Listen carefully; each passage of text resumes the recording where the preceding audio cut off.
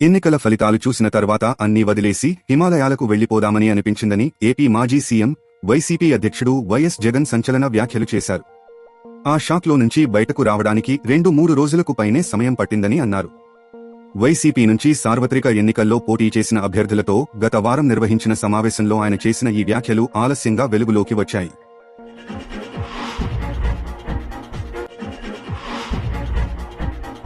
ఎన్నికల్లో సీట్లు రాకపోయినా 40% ఓట్లు వైసీపీకి వచ్చాయి.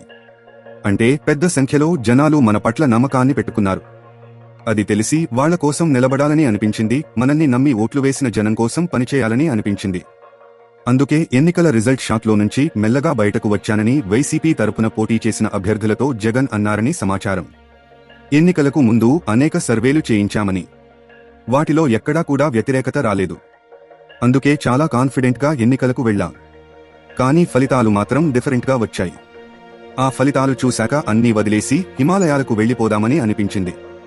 ఆ రిజల్ట్ చూసి నా పరిస్థితే ఇలాగా మారితే క్షేత్రస్థాయిలో మీరు మరింత ఇబ్బంది పడే ఉంటారు. మీ పరిస్థితిని అర్థం చేసుకోగలను. నేను బయటకొచ్చినట్లే మీరు ఎన్నికల ఫలితాల నుంచి బయటకు రండి అని వైసీపీ అభ్యర్థులతో జగన్ అన్నట్లు తెలిసింది. ప్రజలకు, పార్టీ కార్యకర్తలకు అండగా నిలబడే కార్యక్రమాలకు సిద్ధం కావాలని సూచించినట్లు సమాచారం.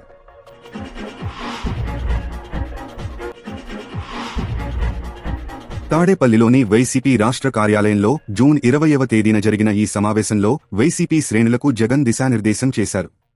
ఈ ఎన్నికల్లో 40% ఓట్లు మనకు వచ్చాయన్న విషయం మరిచిపోవద్దని వైసీపీ శ్రేణులతో జగన్ అన్నారు. 2019తో పోలిస్తే 10% ఓట్లు తగ్గాయని తెలిపారు. ఆ 10% జనాలు కూడా చంద్రబాబు మోసాలను, ప్రలోభాలను ఇట్టే గుర్తిస్తారని అన్నారు. ప్రతి కుటుంబానికి మనం చేసిన మంచి ఏంటో తెలుసని, విశ్వసనీయతకు మనమే చిరునామా అని అన్నారు. మనం చేసిన మంచే మనకు శ్రీరామరక్ష అని, మనం అందించే పాలనను ప్రజలు మరిచిపోరని చెప్పారు. 2029లో వైసీపీనే ప్రజలు అధికారంలోకి తెచ్చుకుంటారని ధీమా వ్యక్తం చేశారు. తాజా సమాచారం కోసం లైక్ చేయండి, సబ్స్క్రైబ్ చేయండి, నోటిఫికేషన్ల కోసం గంట సింబల్ ఆన్ చేసి పెట్టండి.